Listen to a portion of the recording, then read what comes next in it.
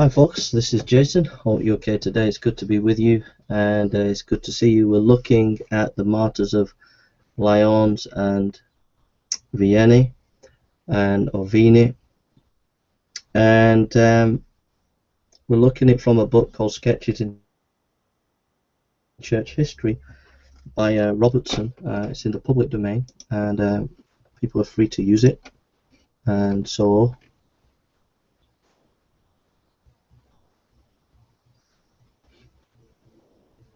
that's what we're going to look at now, and I hope that you're going to be blessed by this.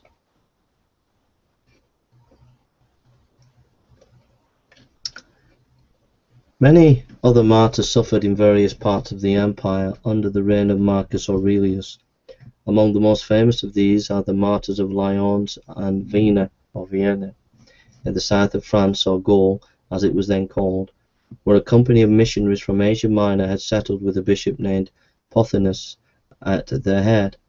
The persecution at Lyons and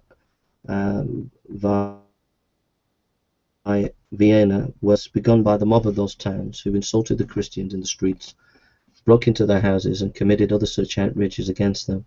Then a great number of Christians were seized and imprisoned in horrid dungeons, where many died for want of food or from the bad and unwholesome air.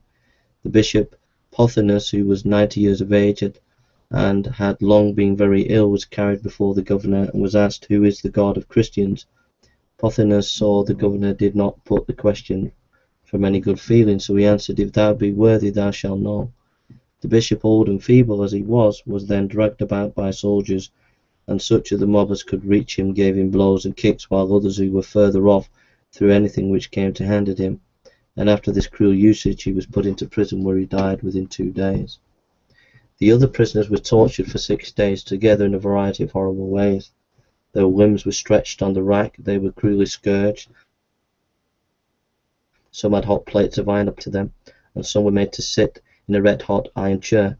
The firmness with which they bore these dreadful trials gave courage to those of their brethren who at first agreed to sacrifice, so that these now again declared themselves Christians, and joined the others in suffering.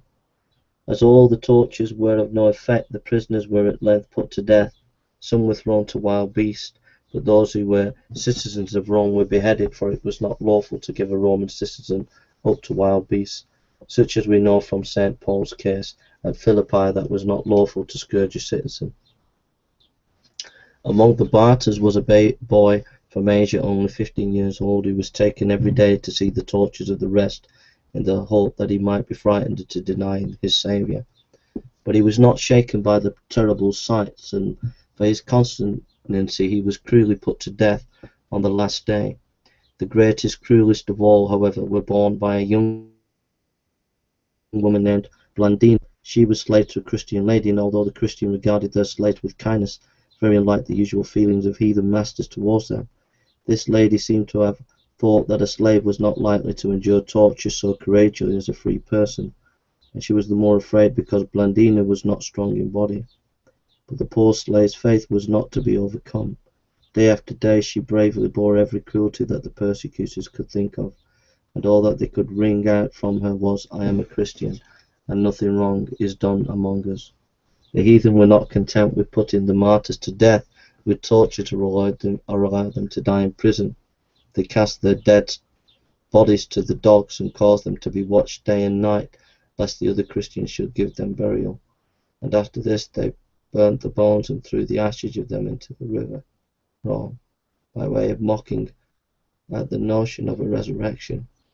For example, Paul had found at Athens, Acts 17:32, and elsewhere, there was no part of the gospel which the heathen in general thought so hard to believe as the doctrine that which is sown in corruption shall therefore be raised in incorruption, but that which is sown in a natural body will one day be raised as a spiritual body.